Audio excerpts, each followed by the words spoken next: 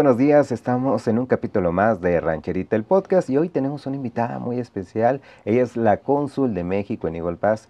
Ella es la cónsul Vivian Juárez. Primero, muchas gracias por aceptar la invitación. Sabemos que tiene una agenda pues muy apretada, pero le agradecemos el tiempo que nos presta, ¿verdad?, para estar hoy aquí y platicar un poco sobre usted, sobre todos los puestos, toda su historia, su trayectoria que tiene pues a lo largo de su carrera, que es muy interesante. Pero primero, ¿qué tal? ¿Cómo estás?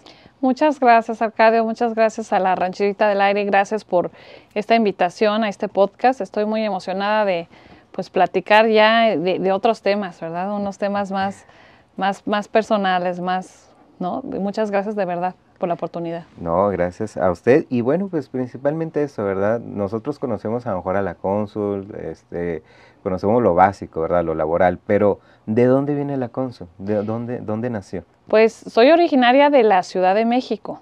Ok. Así es. Entonces, ¿cómo se dice? ¿Le gustan las quesadillas con queso o sin queso? Fíjese que sí, eso no sé por qué, pero en la Ciudad de México siempre preguntamos, ¿quiero una quesadilla? ¿De qué?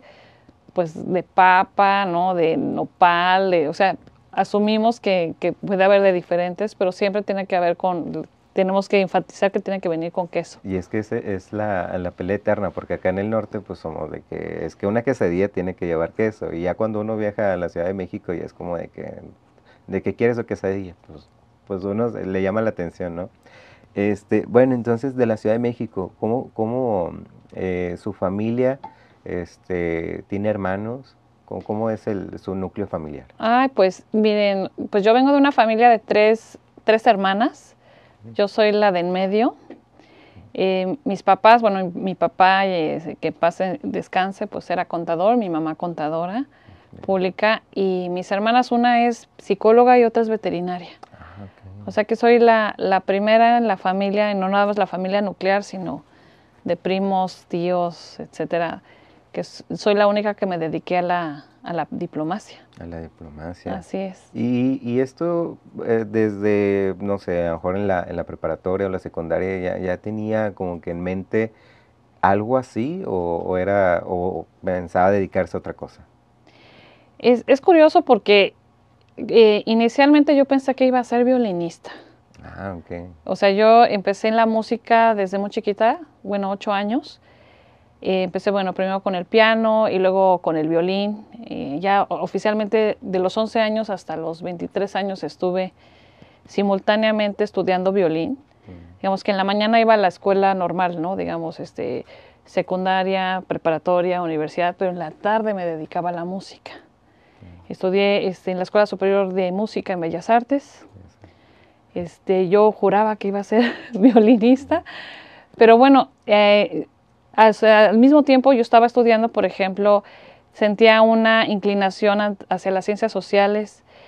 ¿Verdad? Cuenta mi mamá que cuando yo era muy niña, incluso niña de kinder, que yo veía por la ventana, ¿no? Niños que estaban pidiendo, digamos, ayuda, ¿no? Y que yo le decía, mamá, pero ¿por qué están los niños así? Y mi mamá me decía, no, pues no tienen los mismos recursos, etcétera. Y yo decía, yo quiero ayudar a esta gente, a estos niños. Entonces mi mamá me decía, pues tienes que estudiar pues una carrera, digamos, ella decía, pues política, ¿no? Pero para que puedas ayudar a todas estas personas. Entonces es interesante cómo también desde niña yo ya traía como la idea de la ayuda, digamos, a la comunidad, ¿no? Y cuando ya empecé a estudiar en la preparatoria, pues pedí el área 4, ¿no? El área de las humanidades. Humanidades. Exactamente.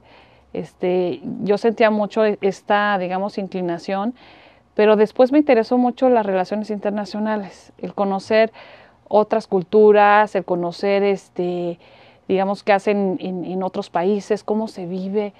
Me llamaba muchísimo la atención y es por eso que decidí estudiar la licenciatura en Relaciones Internacionales, lo cual pues me abrió un mundo en todos los sentidos, porque no nada más era ver cosas de relaciones internacionales a nivel político, sino cultural, económico, de medio ambiente, ¿no? De seguridad. y dije, wow, esto es todo el mundo, o sea, el mundo es muy amplio, ¿no? Y también poder valorar también lo que tiene México, ¿no? Y decir, bueno, sentirme muy orgullosa de ser mexicana y de lo que nuestro país tiene, digo, no solamente para nosotros mismos, sino para el resto del mundo, ¿no? Porque al final de cuentas es promover exactamente eso, promover nuestra cultura, lo que somos los mexicanos y en otros países, ¿verdad? Y por ejemplo, ¿la música la dejó por completo o todavía toca el violín? Pues la toco nada más así como de hobby de vez en cuando, así que me da media Pero ya, nostalgia, pero la verdad es que es tan intensa la carrera diplomática que no me da mucho espacio, pero disfruto mucho toda la parte artística. De hecho, tengo mucha inclinación para, digamos, las artes, o sea, la cultura, y eso es lo que he tratado de hacer en todos los puestos que he estado, tratar de impulsar toda la parte cultural, ¿no? Y que es, o sea, porque es parte de lo que yo pues estudié de alguna manera, ¿no? Pero pues se me atravesó en el camino del servicio exterior. muy bien. Y por ejemplo, usted estuvo en la Universidad Iberoamericana. Así es. Ahí fue donde estudió. Ahí estudié la licenciatura. ¿Y qué tal? ¿Qué experiencias tiene en la universidad para llegar después a los demás puestos? Pues creo que fue básico, quiero mucho a mi universidad, nos dio una formación humanística. Es un enfoque de mucho de ciencias sociales, independientemente que mi carrera de por sí ya era de ciencia social, nos metieron muchas materias adicionales para enriquecer la parte, digamos, humanística. Entonces tenemos siempre ese enfoque de servicio a la comunidad, ¿no? Y fue cuando se conjuntó, curiosamente, pues con la diplomacia que esto pues a mí me permite pues no solamente ejercer mi carrera, sino con ese enfoque de atención a la comunidad. Muy bien. Y entonces cuando termina ya la universidad, ya para ese entonces ya estaba practicando en algún puesto o fue hasta después de la universidad que se presentaron estas oportunidades. Pues la verdad es que me apuré a terminar la universidad porque en teoría pues yo me iba a dedicar al violín. Entonces me dediqué 2 años completos al violín, estaba tocando en cuarteto, en orquesta de cámara, en orquesta sinfónica. O sea, andaba yo en el mundo musical hasta que 2 años pasaron de que yo había terminado la licenciatura y mi mamá me muestra la convocatoria del ingreso al servicio exterior y me dice, mira, mijita, tú cumples con todos los requisitos, ¿por qué no intentas? ¿No? Entonces yo lo sentí como que, caray, o sea, y empecé a leer los requisitos y dije, no, pues sí los cumplo, ¿no? Y dije, bueno, me voy a aventar, ¿no? Pero pues obviamente pues tenía 2 años de haber salido de la universidad, lo cual requirió pues una actualización de meterme como 4 meses a estudiar durísimo, porque la convocatoria es a nivel nacional. Okay. O sea, la Secretaría de Relaciones Exteriores la lanza cada más o menos año y medio, 2 años, y hay el ingreso para 2 ramas, que a veces la gente no conoce que tenemos 2 ramas del servicio exterior, la técnico-administrativa y la diplomático-consular. Entonces yo dije, pues me voy por la diplomático-consular, donde ahí pues pedían nivel licenciatura, pedían el inglés y otro idioma, que pues en ese entonces pues yo presenté el alemán. Okay. Eso es otra historia muy divertida del alemán, de por qué llegué al alemán. Pero bueno, pues ahí hice el examen, eso fue una convocatoria, participamos 1,200 concursantes para 30 plazas. 1,200 concursantes. Entonces fue un periodo de 4 meses de diferentes etapas del proceso. Y por decir, de la primera etapa, pues quedábamos 600, o sea, 600 fueron eliminados, digamos así, descartados. Y luego la siguiente etapa, pues quedábamos 80, ¿no?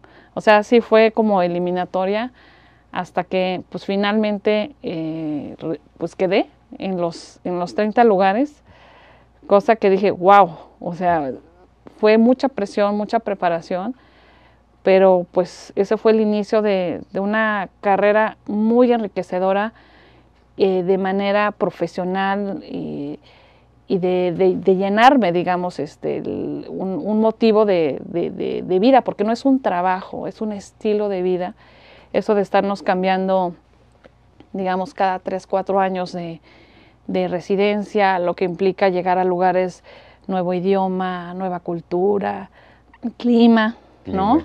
La comida, que a veces no valoramos lo que tenemos. Por ejemplo, cuando yo vivía en Suiza, no había dónde encontrar productos mexicanos. Entonces había los taquitos. todo.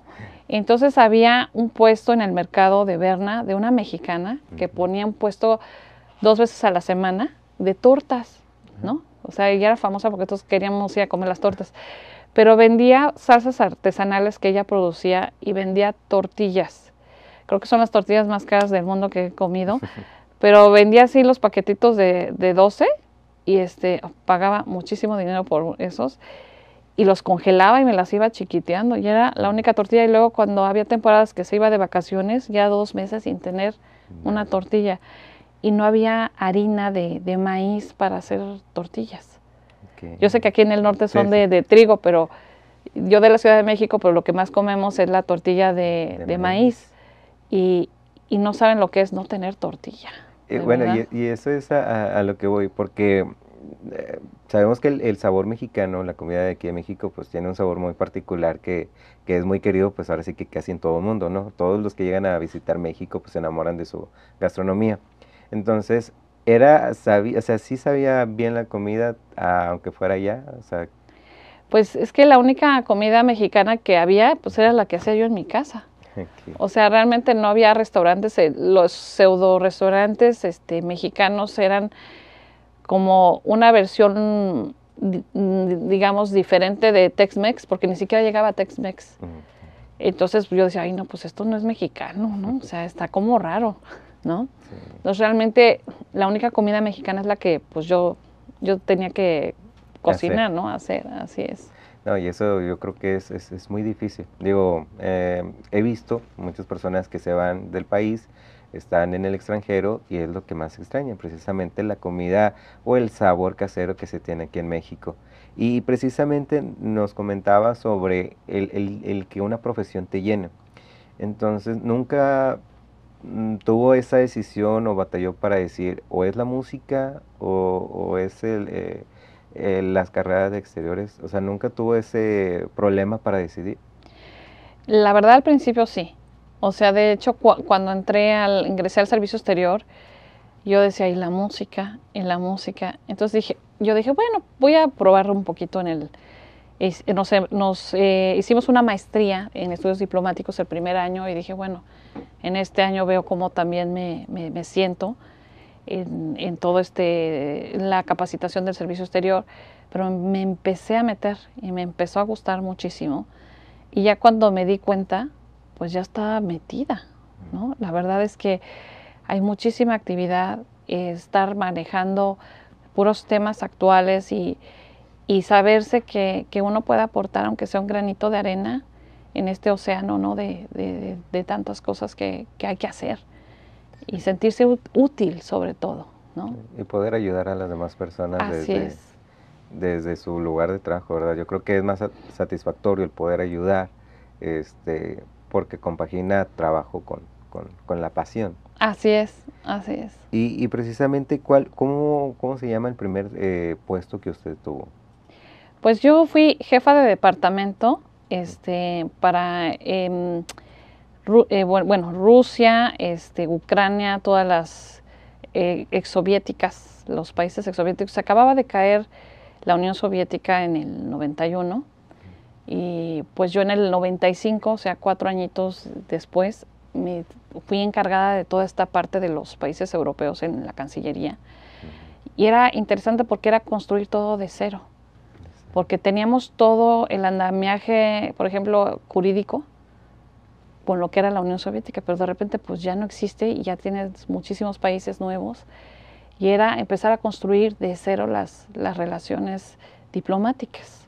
Una situación muy difícil, sobre todo por ya sabemos todo el antecedente que ha tenido. Exactamente, entonces fue ir paso a paso haciendo un marco jurídico para que a través de este marco jurídico poder empezar las relaciones diplomáticas, comerciales, pues culturales de todo tipo. Entonces fue una etapa muy, muy interesante.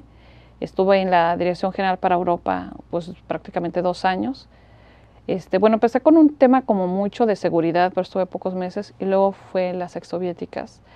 Luego ya me pasaron a países como Reino Unido, Francia, Benelux. Benelux es Bélgica, Países Bajos y Luxemburgo y Mónaco, ¿no? Que era ver desde un punto de vista realmente político, ¿no? Pero muy interesante la relación pues ahora sí que de México con Y para con esto estos sí tenía países. que ir hacia esos lugares. Curiosamente no, todo era Todavía desde no. el escritorio. Ok. Todo era lo del escritorio. Realmente mi primera salida fue, después de ahí estuve unos meses en algo que se llamaba Dirección en Jefe para Asuntos Bilaterales, que veíamos como todos los temas bilaterales de México con todo el mundo. Y de ahí mi primera salida oficial fue cuando yo tenía 26 años 26 años. y me mandaron a Colombia, a la Embajada de México, a ver asuntos políticos y asuntos especiales. Realmente era mi jefe, el embajador, que en paz descanse, Andrés Valencia, quien era el que llevaba las negociaciones, ¿no? Pero fue un tema muy, muy interesante en estos, estoy hablando de los 90s, cuando pues tuve mi primera salida, ¿no? Y pues fue toda una experiencia porque es la primera vez que dejé mi casa. O sea, yo vivía con mis papás y dije, no nada más me independizo, sino que no, o sea, no nada más era salirme de mi casa, sino además mudarme a otro país, ¿no? Otro país, otra cultura. Y... Exactamente, entonces ahí fue donde realmente entendí que era hacer servicio exterior, miembro del servicio exterior, ¿no? Sí, sí. Que es vivir, dar servicio en el exterior.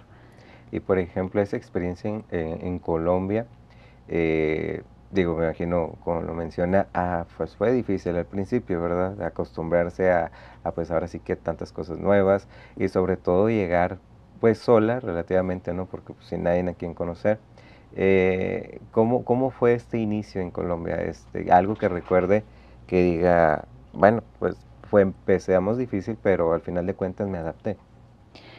Sí, yo creo que lo que aprendí de esa experiencia es encontrar tu comunidad mexicana, porque empezando por la gente de la embajada, o sea, tener un sentido de unidad, de equipo, de decir, pues estamos aquí pues solitos, ¿no? Sí. O sea, si bien había gente que venía soltero, como en mi caso, o gente que venía con familia, pero al final, pues toda nuestra familia y amigos, ¿dónde quedaron? En México. Entonces, tener este sentido de unidad, de compañerismo, y además de buscar a otros mexicanos en la comunidad y entender realmente, si bien nosotros desde otra posición, cómo es la vida de un migrante, ¿no?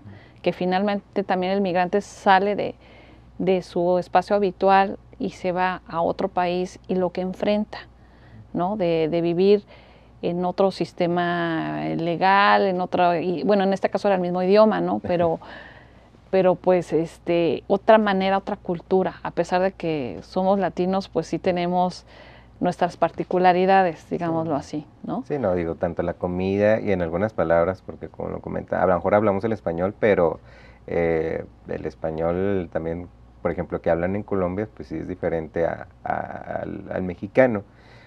Yo había visto hace mucho tiempo que el español colombiano todavía es un poquito, como que uno de los español mejor hablados, en cuestión que ellos utilizan un vocabulario muy extenso. A lo mejor a lo que nosotros podemos decir, por decir, a referirnos a una persona, ellos se pueden referir como hombre, caballero, le dan muchos sinónimos, entonces también es muy interesante en ese aspecto, pero también conocemos que alguna terminología que ellos usan, pues para nosotros es ajeno. Así es, me acuerdo una vez que alguien llegó tarde y le dije, ¿por qué llegaste tarde? Ay, es que estuve me tocó un trancón. Y yo, ¿un trancón? Sí, es que el trancón. Y yo, ¿qué es un trancón? Es el tráfico, ¿no? Entonces ahí entendí que el trancón era tráfico y nosotros no usamos esas palabras, ¿no? Así es. Pero entonces, a veces a lo mejor usamos otras que para ellos va a sonar raro. Sí, obviamente nadie habla como nosotros los mexicanos, definitivamente, ¿no? somos muy reconocidos por el manejo del idioma, De manejo del nosotros. idioma. Así Y luego sobre todo porque hasta en nuestras mismas regiones, por ejemplo, es diferente aquí en el norte a como puede ser en el sur.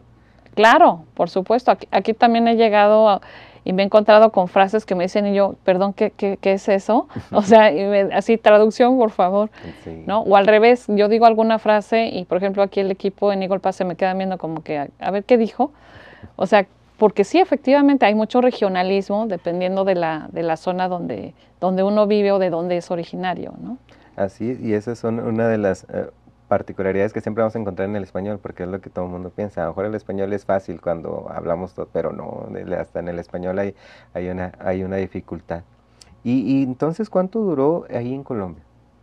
Pues estuve de 97 a 99. Okay. Después de ahí regresé a México, a la Ciudad de México, tuve varias posiciones.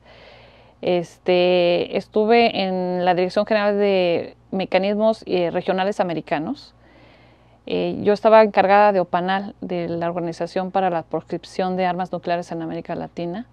O sea, me pasé de a otros temas. Nosotros así como que cambiamos mucho de tema.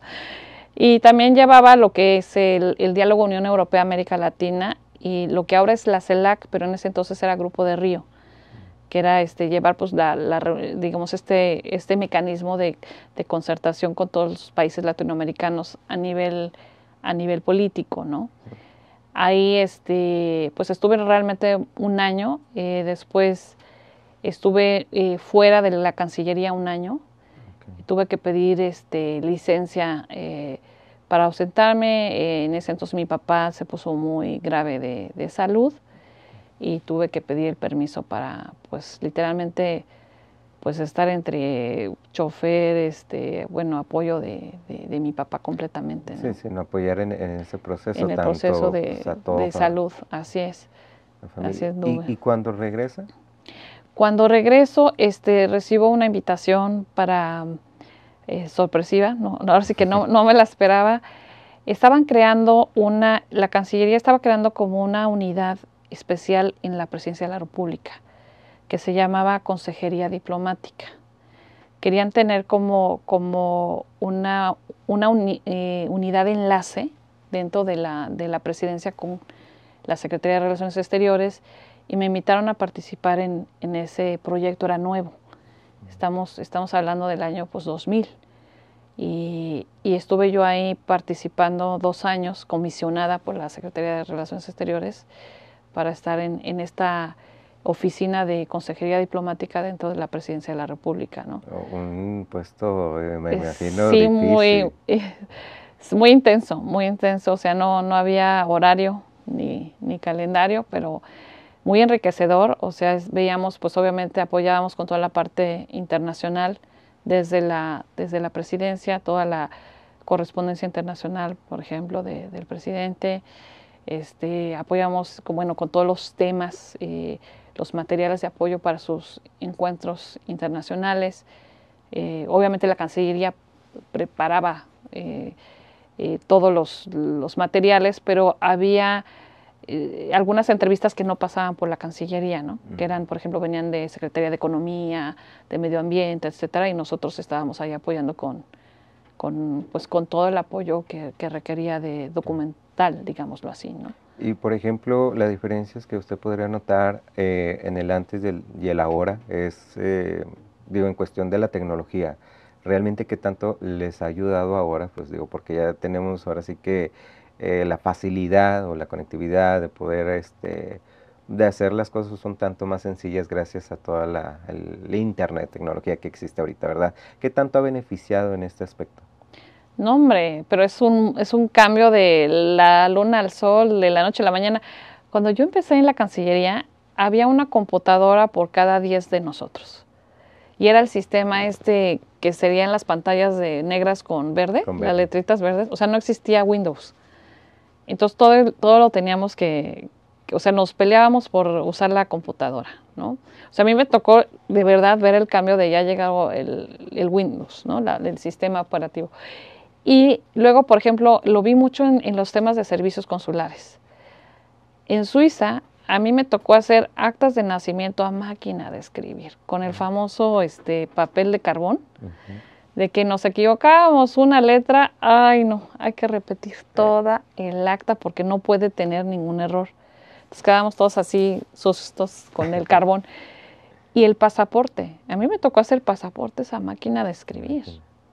Y ahorita no, ahorita todos son digitalizados, ahora hay toda la tecnología de lectura del iris, lectura de las huellas digitales, todo ya sale con hasta con un microchip, ¿no? O sea, de las matrículas consulares, o sea, es un cambio, pero de una época a otra época, o sea, sí puedo ser testiga de cómo la tecnología nos ha ayudado a la emisión de documentos, ¿no? Por ejemplo, ahora un pasaporte pues lo damos en 1 hora, ¿no? Es súper, y aparte con toda la tecnología y los candados de seguridad internacionales, o sea, es un pasaporte altamente confiable, ¿no? Y seguro. Cosa que, pues, imagínense, yo antes las hacía a máquina, literalmente pegaba la fotografía con PRIT. Y tenía el sello, lo que lo hacía muy formal era el sello. Y para falsificar ese sello, pues estaba complicado, ¿no? Y obviamente las firmas, ¿no? Y si salía la huella digital ponga la esponjita, ¿no? Y poníamos ahí la huella, ¿no? Ahora no, ahora la huella digital está en todo el documento de manera digital, ¿no? O sea, son avances importantes para brindar mejor servicio a la comunidad. Sí, sobre todo por lo que menciona de la seguridad, ahorita ya tiene tantos filtros, por decirlo así, que es casi imposible poder falsificar algo así. Yo diría que es imposible. Imposible. Es imposible falsificar. Y por ejemplo, ha sido muy difícil toda esta transición de lo primero hasta ahora. O sea, es constante, me imagino que también el estarse actualizando para todo esto. Sí, de hecho, estamos en capacitaciones constantes. La Cancillería no descansa. Siempre nos está implementando nuevos sistemas y nos pide actualizarnos. De hecho, tenemos, por ejemplo, a nivel de Cancillería, el Instituto Matías Romero.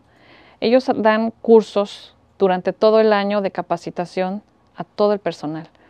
Por ejemplo, hay cursos que quiero tener especialización en comunidades mexicanas, en cultura de México, en turismo, promoción de turismo, promoción de negocios. O sea, tenemos todo el tiempo las capacitaciones de los temas. Idiomas también hay. O, por ejemplo, en el caso de los sistemas, vienen las capacitaciones, digamos, para toda la red consular, de que todo el personal tiene que saber cómo manejar los sistemas para emitir los pasaportes y las matrículas y todo esto. O sea, es constante. Es constante, no hay tiempo de descansar. Yo pensé que ya había dejado la escuela y no, hombre, ahora estudio más. Ahora estudia más uno, ¿no? Y es que así pasa, y sobre todo con una carrera tan exigente como la de usted. Y por ejemplo, ya cuando pasa esta consejería, ¿cuál es el siguiente paso? ¿Cuál fue el siguiente paso? Me reincorporé a la Cancillería como directora de enlace con estados y municipios, en enlace político. Era muy interesante porque ¿qué empezó a observar la Cancillería? Que los estados y los municipios tienen actividad internacional. Okay. Y digamos que a nivel federal, pues nosotros no somos quienes para frenar esta actividad, ¿no? Y la actividad es cultural, de negocios, de todo tipo. Entonces, lo que queríamos es que lo que movieran los estados y los municipios estuviera en concordancia con lo que se estaba moviendo a nivel de política exterior. Y no solamente eso, sino apoyarlos. Apoyar a los estados y municipios para que pudieran hacer una mejor actuación internacional. Entonces, ¿qué hicimos? A mí en esa época se me ocurrió hacer seminarios de capacitación para los municipios y los estados. Cada municipio o estado tiene como un área internacional. Entonces, todos estos equipos les dábamos clases, por ejemplo, desde protocolo. O sea, porque no es lo mismo el protocolo que se usa en Estados Unidos, que se puede usar, por ejemplo, en un país europeo, en un país latinoamericano, dependiendo a dónde van, cómo se tenían qué cosas de protocolo tenían que cuidar, ¿no? Por ejemplo, clases de protección, por ejemplo, les dábamos, sobre todo los que viajaban mucho acá a Estados Unidos, qué temas eran migratorios que tenían que tener en consideración, ¿no? Temas de promoción económica, también que supieran qué apoyos había desde el punto de vista del gobierno federal, cómo podíamos acompañarlos en toda la promoción de negocios, cómo les podemos armar agendas, o sea, las embajadas y consulados podemos armar agendas de negocios cuando viajan los presidentes municipales o los gobernadores y se les arman las agendas. Digo, y ahorita ¿No? que vivimos en un mundo tan globalizado, que Así es es. digo, ya sabemos que muchos estados, gobernadores hacen estos viajes al exterior, precisamente a lo mejor para buscar algunas inversiones nuevas o simplemente para tener unas mejores relaciones. Digo, aquí lo vemos entre el que vivimos en frontera, ¿no? Que es para nosotros un poquito más habitual, que tenemos Estados Unidos en un lado, ¿verdad? Pero es muy importante ahorita por precisamente eso, ¿verdad? El conocer, el tener conocimiento de que ya vivimos en un mundo globalizado y que obviamente vamos a estar en constante comunicación con diferentes países.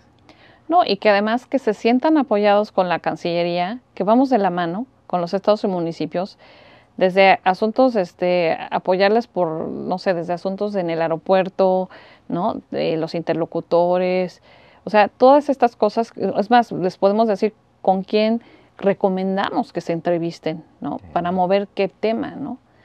Entonces, esto era un poquito la labor que yo tenía. Pero también se nos ocurrió hacer giras, por ejemplo, siempre pensamos que el canciller tiene que estar afuera, ¿no? Viajando afuera. Y en esa época, yo viendo la parte de estados y municipios, yo dije, yo quiero acercar a esta figura de canciller con los estados, ¿no? Y los municipios. Entonces, ¿qué hacíamos? Organizábamos una gira, aunque sea de un día, por estado. ¿Y qué iba a haber? Se iba a entrevistar con empresarios que querían interesados, ya sea que exportaban, digamos, bienes y servicios al exterior o querían ser exportadores y que tuvieran encuentro con el grupo empresarial, obviamente con, digamos, legisladores locales, sobre todo aquellos que veían los temas de migración, para que también tuvieran este diálogo del estados o municipios que son expulsores de migrantes, y nosotros desde el punto de vista de la Cancillería que vemos los migrantes afuera, ¿no? Sí. O sea, casar este tema desde dos puntos de vista, ¿no? Y obviamente también el encuentro con academia, los estudiantes que estaban estudiando, no sé, ciencias políticas, relaciones internacionales, derecho, que supieran también el enfoque que tiene la Cancillería en los temas internacionales. Y entonces eso lo estuvimos haciendo, lo íbamos sacando de, no sé, que ahora le toca Hidalgo, que ahora le toca tal estado, ¿no? Y se hacían unas sinergias muy, muy interesantes, ¿no? Digamos, de los 3 niveles de gobierno con un enfoque internacional, ¿no? Esto fue la actuación que tuve ahí en enlace político. No, y es muy importante precisamente dar a conocer esto, ¿verdad? Porque a lo mejor en aquel tiempo era algo que se podía desconocer, al menos a lo mejor en el área empresarial, pues a lo mejor muchos desconocían qué tanto pudiera ayudar, ahora sí que todo lo que es el gobierno federal, ¿verdad? Estoy hablando, esto pasó hace 20 años. 20 años. O sea, hace 20 años era otra situación, ahorita no, ahorita están todos muy... Ya más ya se van se estaba construyendo, por decirlo así, este puente. Exactamente, Muy exactamente. Bien. Y, por ejemplo, termina este puesto, ¿cuál fue el siguiente o cómo fue el llamado para otra misión? Pues literalmente me invitaron a trabajar a la Dirección General de Protocolo. Yo creo que en toda mi vida, yo creo que he tenido 2 posiciones súper intensas. Y una fue protocolo, la otra es Nueva York, pero luego platicaré de Nueva York. Híjole, no tenía horario ni calendario, de verdad. O sea, si me decían era lunes, se los creía, si me decían era domingo, se los creía. Era muy intenso trabajar ahí en protocolo. Cuando estaba en México, yo era encargada de las cenas de Estado. Es muy complicado hacer una cena de Estado, de verdad. Todo lo que las precedencias, o sea, muy, muy delicado, ¿no? Saber quién sienta uno con quién.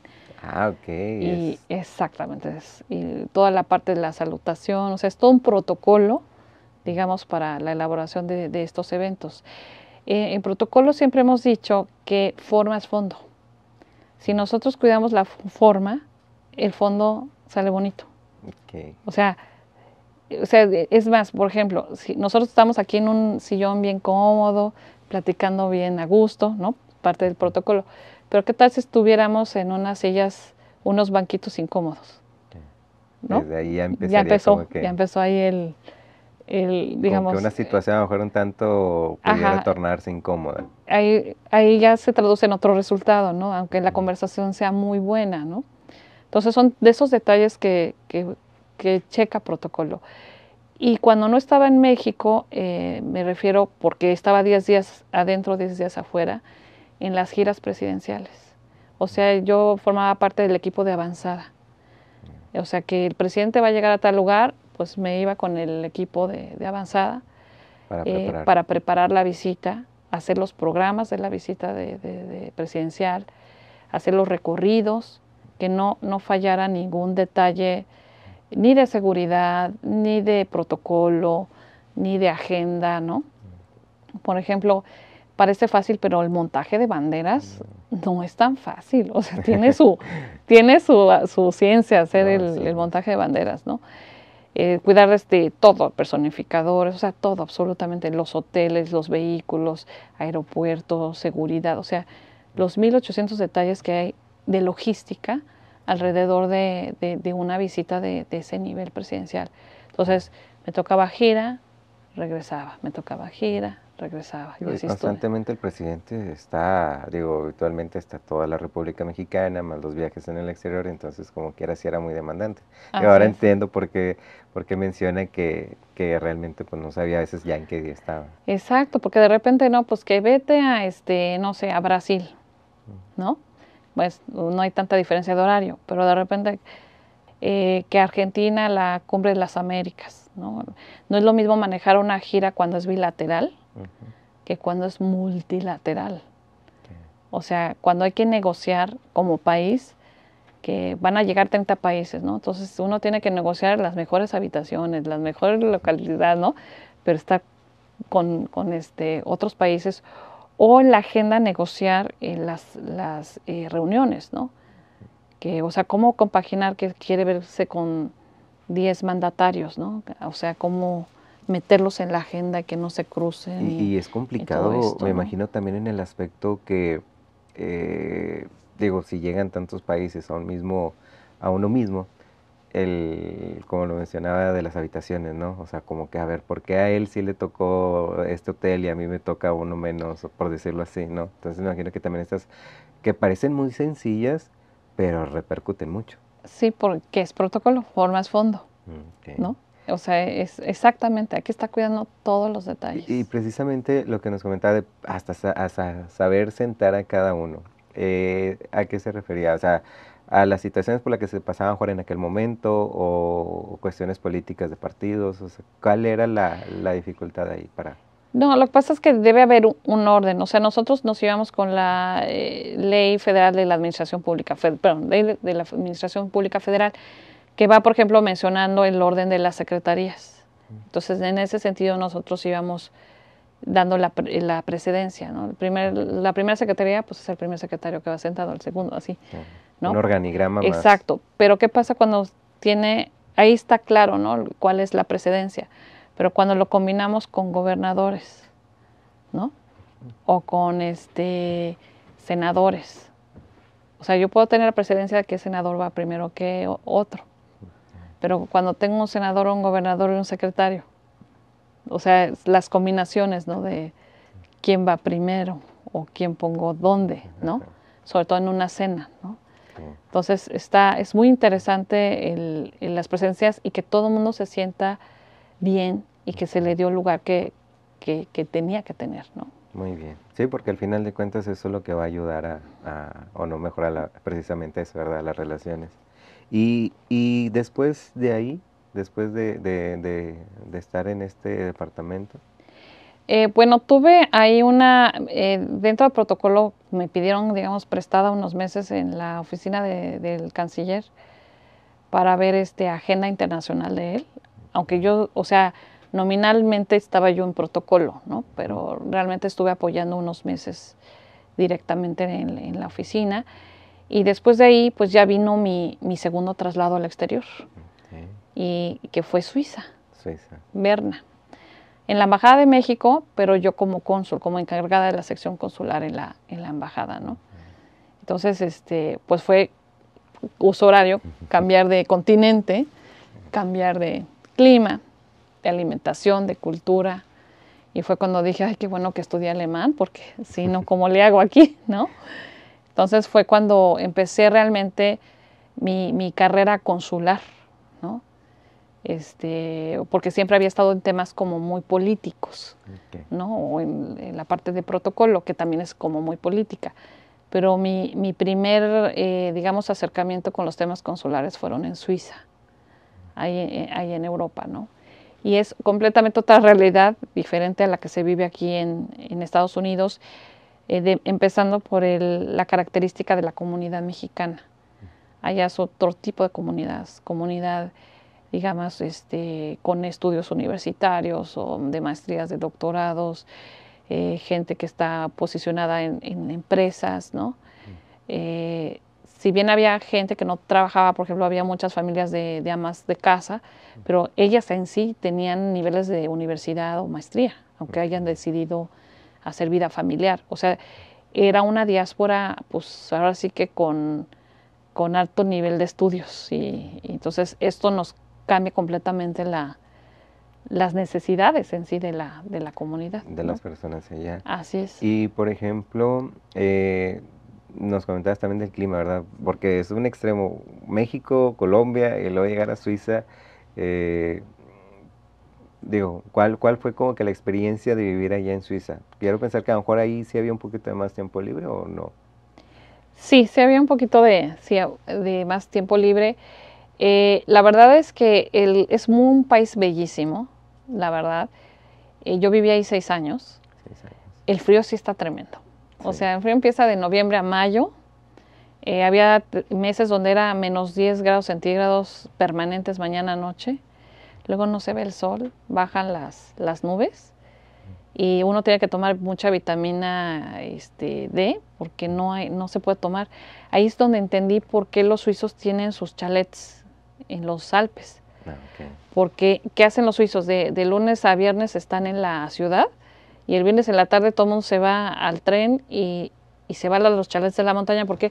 Porque está la capa esta de nube, entonces ya la rebasan y aquí está el sol.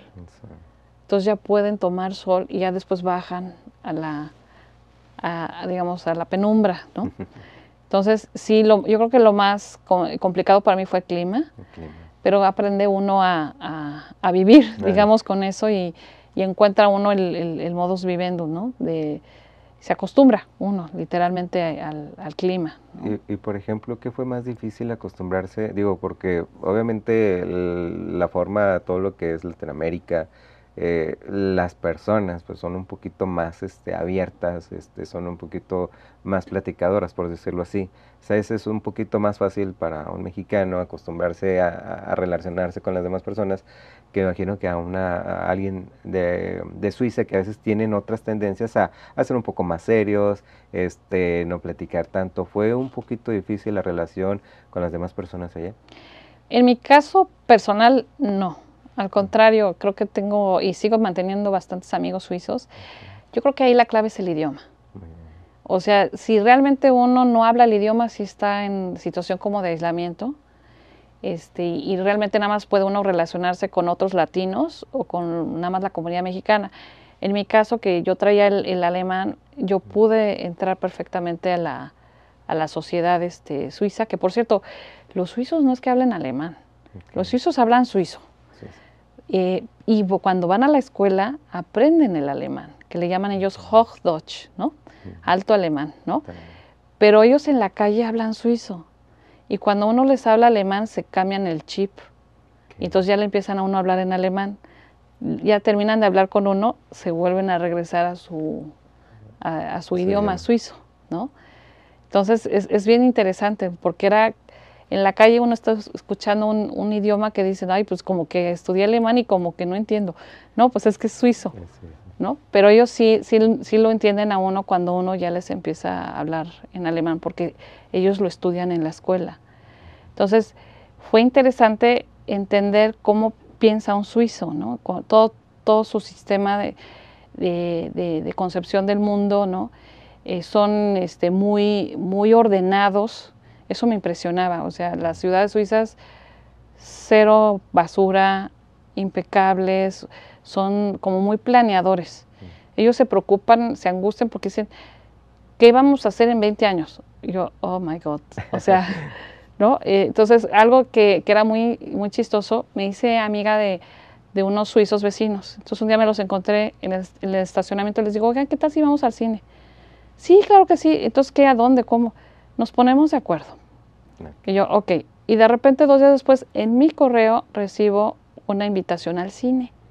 Y me ponen todas las películas que va a haber en 2 meses, con los horarios, que yo marque qué película quiero ver, qué comida, que si quiero comer antes o después, y que se los regrese por correo. Yo dije, pero si viven aquí al lado. O sea, ¿cómo? O sea, son esas cosas que así funcionan, ¿no? O luego me dice amiga de otra vecina que le toco, le digo, oye, te invito a comer aquí a la casa. Sí, claro, déjame, voy. Entonces agarra la agenda, empieza la agenda y dice, ¿qué te parece en el martes de tal, en 3 meses? En 3 meses. Y yo así, ¿en 3 meses? Dije, sí, es que ya tengo mi agenda llena, porque ellos planean todo. Entonces, si uno quería, digamos, tener una convivencia, había que avisar con mucha anticipación. Digo, totalmente diferente a lo que uno pudiera estar acostumbrado, porque uno es, oye, ¿estás haciendo algo? No, bueno, pues vamos al cine. Sí, no, incluso ellos cuando marcan una comida dicen de 8 a 10, por decir, ¿no? De la noche. Entonces, si uno llega al 5 para las 8, mal, porque uno es impuntual. Okay. Es a las 8, no puede llegar uno antes. Y de las 8 y a las 10 ya están como que, pues ya acabó. Ya. Y los mexicanos no, los mexicanos ni llegamos exactamente a la hora, ¿no? Unos llegan unos minutitos antes, otros unos minutos después, y luego pues hasta que la fiesta termine, ¿no? Y cuándo, pues quién sabe, ¿no? Pero allá no, ahí sí es con horarios. Entonces era esas cosas que uno aprende. Por ejemplo, no podía uno hacer ruido después de las 10 de la noche. No puede uno hacer ruido. O la basura no puede tirarse en domingo porque hace ruido y se molesta el vecindario. Entonces hay reglas muy interesantes que, bueno, si uno las aprende, no hay ningún problema. Digo que siempre es lo que hemos visto, ¿no? En los países llamados de primer mundo, ¿verdad? Una situación cultural y choque, pues para nosotros en lo particular sí sería muy llamativo. Digo, principalmente lo que mencionaba de a lo mejor ya no hacer ruido a las 10 de la noche. Yo creo que llevo aquí en México si lo que hay es ruido a las 24 horas, los 7 días de la semana. Entonces, estando en Suiza 6 años, ¿cuál fue el siguiente paso? De ahí me mandaron de la nieve, montaña, lago, me mandaron al desierto, ahí en Albuquerque, Nuevo México. O sea, lo digo porque es como el contraste de climas, ¿no? De que somos todoterreno, terminamos siendo todoterreno. Entonces, ahí me mandaron de cónsula adscrita en el Consulado de México en Albuquerque. Muy bonita adscripción, la verdad es que son de esos lugares que en el mismo servicio exterior son como de esas joyitas que nadie sabe, que muchos saben que existe, pero la verdad se vive muy bien en Albuquerque. Me refiero a calidad de vida, la gente. El estado de Nuevo México, a nivel proporción de población, es el estado más hispano de todos Estados Unidos, no a nivel numérico, ¿no? Pues obviamente California pues tiene mucha gente, pero prácticamente el 49%, 48% de la población es hispana. O sea, 1 de 2 habitantes del todo el estado es hispano. Entonces, lo cual pues hace una diferencia. Y ellos están muy orgullosos de su herencia hispana. Si bien, me asombraba que tratan de rescatar el idioma español. Por ejemplo, en las primarias y los libros de texto están en los 2 idiomas. O sea, los niños cuando estudian, yo veía a los niños que tenían unos librotes así, y dije, ¿cómo andan cargando esto? No, pues es que es la lección en inglés, la misma lección en español. Entonces hacen mucho esfuerzo por rescatar el idioma. Otra de las cosas que me impactaba es que hacen concursos de deletreo en español. Y obviamente nosotros del consulado nos elegían de jueces, ¿no? Y tenemos que escoger las palabras, pero es todo un evento. O sea, y el que se gana el concurso de deletreo y concurso a nivel estatal y luego a nivel nacional, no sé qué. Pero dije, qué bonito que quieran rescatar el idioma español, porque están, digamos, orgullosos de esta herencia hispana, ¿no? El origen. Del origen. Porque además, recordemos que el camino real de tiempos del virreinato, que empezaba en la Ciudad de México, acababa en Santa Fe. Hasta allá llegaba. Nosotros vemos, por ejemplo, en Nuevo México, lo que yo he visto es que la arquitectura da una cierta semejanza a la que tenemos acá, por ejemplo, en México, ¿no? O sea, como que hasta cuidan un poquito más ese detalle, precisamente por lo que comentaba, de que ellos tratan de quedar con esta, bueno, de no olvidar los orígenes o la raíz, ¿verdad? De dónde vienen. Así, las casas son de adobe con vigas, ¿no? De madera. Cuando yo llegué, fue de las primeras cosas que me impresionó. Vi todas las casas de adobe, así de color tierrita. Y entonces yo decía, habiendo tantos colores, ¿por qué todo está igual, no? Decía, eso yo pensé. Y todos me dijeron, espérate que llegue abril. Y yo, ok. Y entonces me esperé a abril y en abril empiezan las tormentas de arena. Entonces entendí por qué todo el mundo tiene la casa de color, arenita adobe, ¿no? Pues es que... Y eventualmente se la pintaban, también iban a tomar ese color. Exactamente. Muy bien. ¿Y ahí cuánto tiempo fue lo que 4 años. 4 años estuve ahí de cónsula adscrita. Así bueno, es. y quiero pensar que a lo mejor fue un poquito más la convivencia, puesto que, digo, desde Colombia a Suiza, ya estar en Nuevo México ya se acercaba uno un poquito más a lo que uno ya conocía. Sí, o sea, esa parte hispana, colonial, ¿no? Y de este sentido de orgullo de la raíz, a mí me encantó. O sea, realmente la gente está orgullosa de su herencia. Lo que ahí me sorprendió, que sí fue nuevo, fue encontrarme que 10% de la población es nativa americana. O sea, había 13 pueblos indios, 2 tribus apaches y la nación navaja. Y yo nunca había tenido acercamiento con digamos, pues la población nativoamericana. Fue completamente otra experiencia, otra dinámica, entender cómo... ¿Fue muy difícil? No, al contrario, muy enriquecedor. Incluso nos encontramos casos de que muchos, ya teníamos como familias mixtas, donde o sea, mexicanos o mexicanas hacían familia con ya comunidad nativoamericana. Entonces, o sea, pues es que el mexicano llega y se adapta, ¿no? La verdad, se integra muy bien, la verdad. Bien, somos una comunidad muy integradora y nos integramos también, ¿no? No, y lo vemos yo creo que casi en todas las competencias deportivas o culturales siempre nos encontramos un mexicano, ya sea participando en algún concurso, algún torneo, pero siempre encontramos mexicanos. En todo el mundo hay mexicanos. Hasta donde no creamos, va a haber siempre un mexicano. Somos viajeros, ahora sí que de naturaleza. Y bueno, y luego siguió algo que nos comentabas, fue una situación un tanto complicada, que fue Nueva York, si no me equivoco. Sí, pues más bien fue muy intensa. Yo creo que fue como... Bueno, ¿cómo te llamaron a Nueva York? ¿Cómo le llamaron a Nueva York? Pues un día recibí una llamada y me dijeron que ya iba a ser trasladada. Les dije, sí, adelante. Pues es que aparte nosotros estamos así con esto de los traslados. Y entonces me dijeron, pero tiene que estar en 15 días en su nuevo lugar. Yo, ok. Así que casi viaje ligera y va a ser esto muy rápido y no sé qué. Yo, sí, está bien, adelante. Y me dicen, pero no le he dicho a dónde, me dijeron. No, pero pues ahora sí que pues adelante, ¿no? Y me dicen, se ganó la rifa del tigre, así me dijeron. Y yo, ¿qué? Nueva York. O sea, de cónsula adscrita. Pero en ese entonces Nueva York era el segundo consulado más grande que tenía México en la red. Ahorita ya no, porque ya una parte de que veía Nueva York en ese entonces veía 3 estados, Nueva Jersey, Connecticut y el estado de Nueva York. Ahora ya con la apertura del consulado New Brunswick, Nueva Jersey ya no ve Nueva Jersey y Connecticut se lo pasaron a Boston. Ahorita ya Nueva York nada más ve Nueva York.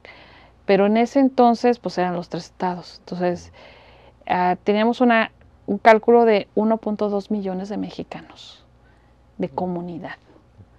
Entonces pasé de 200,000, 250,000 mexicanos en Nuevo México a 1.2 millones. O sea, 5 veces más la población que teníamos que atender, ¿no? Y además, pues 3 estados. Y además de pasar de un equipo que éramos, no sé, 20 personas, a manejar un equipo de 125. O sea, fue un crecimiento exponencial en todo, ¿no? Y además encontrarte con que si Nueva York es capital cultural, capital financiera, capital de medios de comunicación. O sea, no es capital política porque eso lo lleva Washington, D.C., ¿no? Pero el resto, pues es, como dicen, es la gran manzana. O sea, ahí todo se mueve en Nueva York. Y tener una comunidad muy participativa, muy dinámica, muy organizada, ¿no?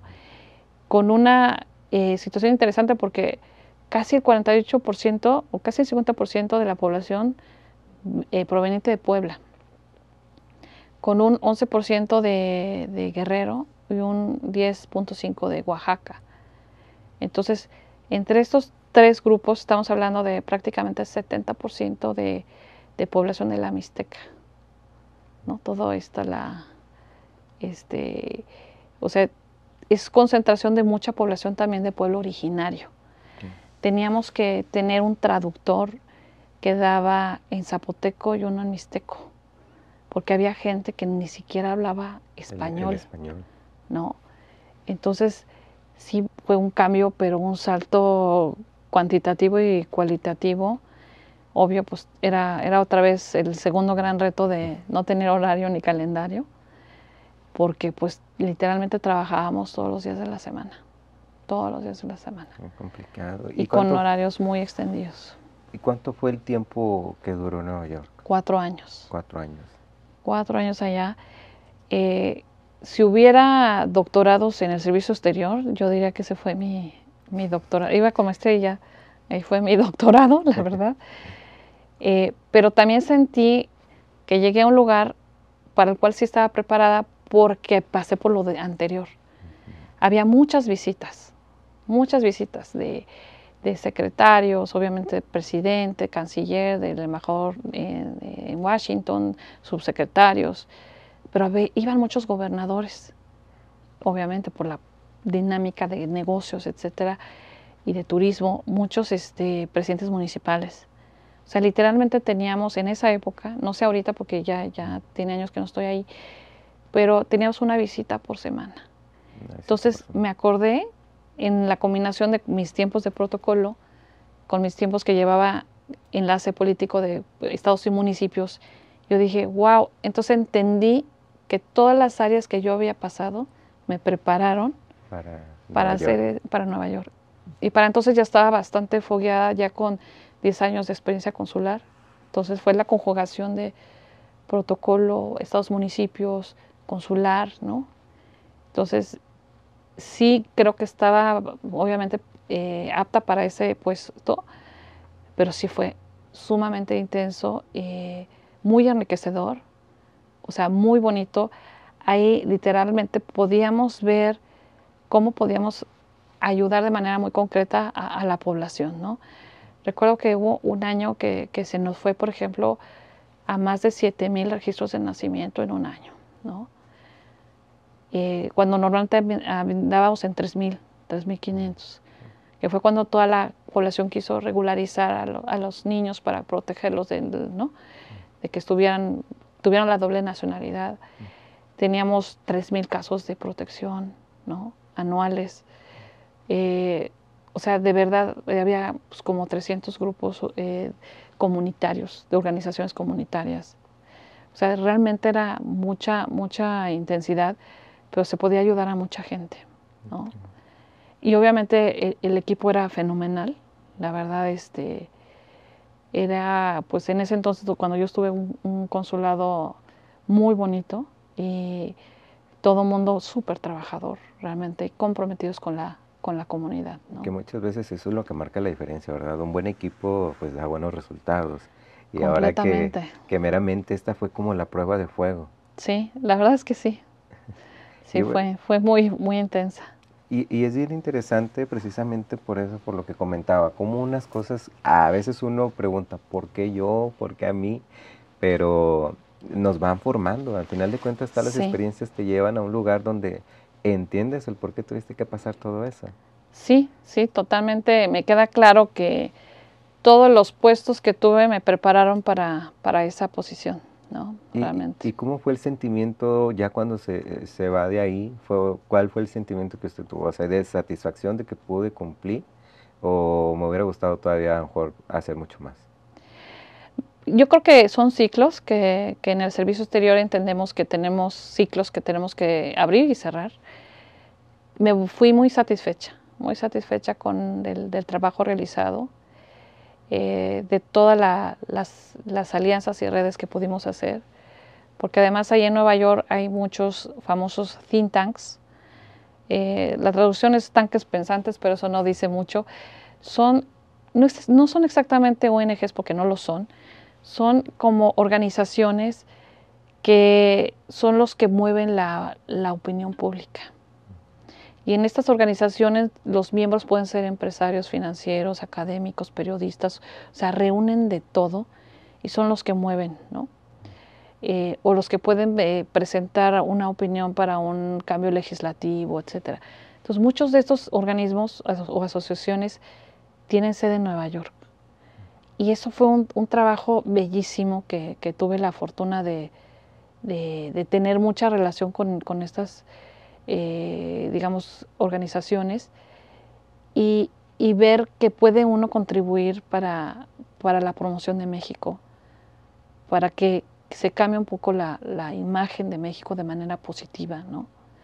Y con ende, pues obviamente de la comunidad, porque siempre he dicho e insistiré que nuestra comunidad mexicana es una comunidad trabajadora, es una comunidad que aporta economía, que aporta a la sociedad, que aporta culturalmente, ¿no? Y esto pues nos ayuda a reforzar también que trate bien también que se trate bien a un mexicano, ¿no? Que se le respeten sus derechos. Y esto era un trabajo consuetudinario ¿no? que realizábamos.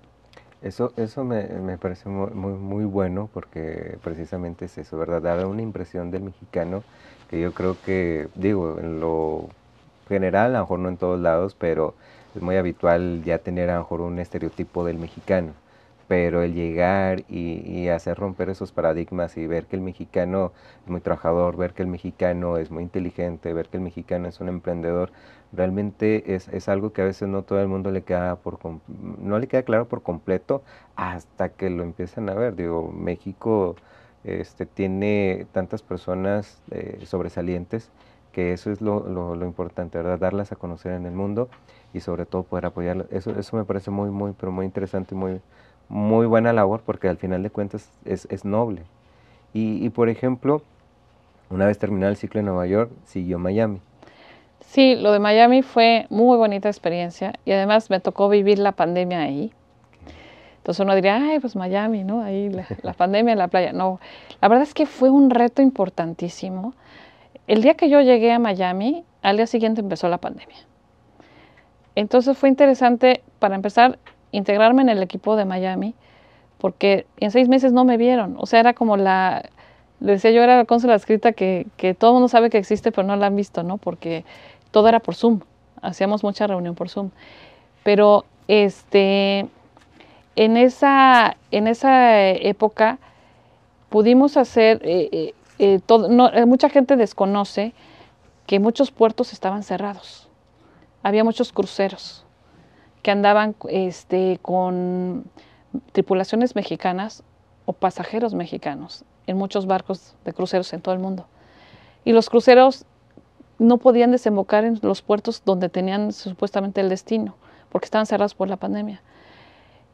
Y uno de los pocos puertos que estuvo todo el tiempo abierto fue Miami. Entonces de repente se empezaron a concentrar todos los cruceros, todos los barcos en Miami. Entonces uno salía así y veía el mar y parecía así como, ¿qué es esto? O sea, veía uno todas las filas de los barcos esperando poder desembarcar. Y ahí teníamos el reto que teníamos pues prácticamente más de 900 mexicanos tripulantes, concentrados pero no en un barco, en muchas navieras, en muchos barcos al mismo tiempo. Y además de pasajeros que teníamos que sacar de los barcos. Entonces, implicaron, o sea, meses. O sea, fueron 3 meses de muchas negociaciones. Hubo pasajeros que pudimos sacar, obviamente, rápido, pero muchas tripulaciones, pues, tuvo su proceso. Eran semanas y semanas y días de negociación con las navieras, con Departamento de Estado, con la autoridad sanitaria de Estados Unidos, con los puertos, o sea, aeropuertos, para poder sacar a toda pues los ciudadanos mexicanos que se quedaron en los barcos, ¿no?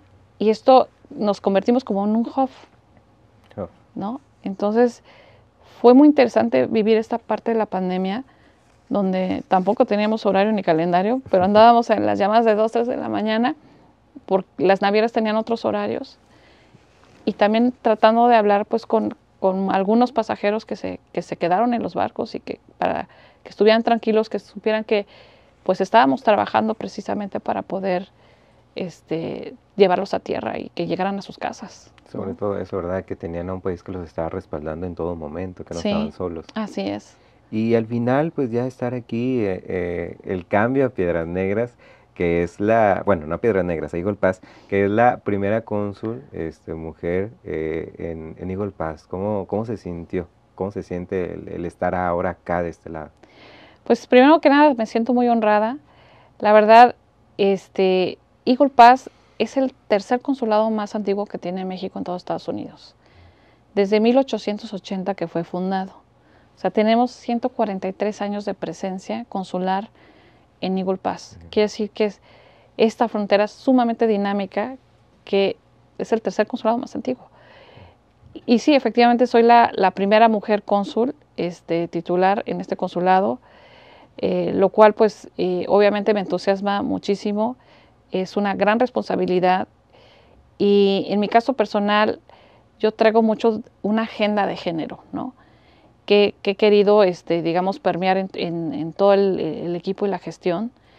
Tenemos un equipo estupendo de trabajo en el consulado, la verdad. Es un equipo comprometido, solidario, muy trabajador, muy creativo y que estamos tratando de posicionar nuevos temas en la comunidad. No sé, mucha gente no sé si sepa, pero estamos viendo el tema de Mexicana Emprende, que por primera vez lo estamos haciendo en Eagle Pass. Es un proyecto de 4 meses de capacitación para hacer a mujeres emprendedoras.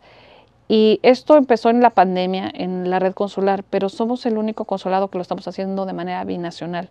En este programa están entrando mujeres de Piedras Negras con mujeres de Eagle Pass.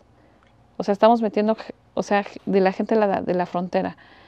Y tan innovador esto, que la Cancillería nos acaba de seleccionar el Instituto de los Mexicanos en el Exterior como sede para la reunión binacional de emprendedurismo que vamos a tener el 15 de noviembre. Ya hablaremos de eso. Pero dije yo, wow, o sea, nunca había pasado esto en una ciudad como la que estamos. Obviamente también tenemos toda la parte cultural que la estamos moviendo muchísimo. Vamos a tener pues lo del Día de Muertos. Es la primera vez que lo vamos a hacer igual binacional en las ruinas del Fort Duncan. Vamos a tener participación de 15 organizaciones de ambos lados de la frontera poniendo altares de muertos. Yo quería lanzar ese mensaje de son 2 comunidades unidas, ¿no? Porque finalmente unos trabajan acá, otros allá, o viceversa, y viven en viceversa y estudian. O sea, esta es una vida fronteriza de mucha comunidad, de mucha integración. Y parte de eso es que yo quería verlo reflejado en una celebración tan bonita, tan tradicional como es el Día de Muertos, ¿no? Que vamos a tener. Pero vienen otros eventos, por ejemplo, de la Revolución Mexicana para noviembre. Quiero hacer 2 proyectos, lo estamos trabajando con la Secretaría de Cultura de Coahuila, o sea, con el Museo de la Frontera Norte, con el municipio de Piedras Negras, de hacer la misma historia contada desde 2 lados de la frontera. Okay. O sea, vamos Los a dos hacer puntos de vista. exactamente, vamos a poner un evento aquí en Piedras, en el Museo de la Frontera Norte, y otro evento al día siguiente en Eagle Pass, en el Centro de las Artes, con diferentes historiadores y cronistas de ambas ciudades, contando qué pasó en esta frontera cuando pasó la revolución por acá, ¿no? Okay. O sea, es un lugar riquísima históricamente hablando, ¿no? Y además, ustedes tienen un sentido de comunidad tan bonito. O sea, yo cuando estuve en Albuquerque, que luego bajaba, no sé, El Paso, Ciudad Juárez, pues no tiene nada que ver.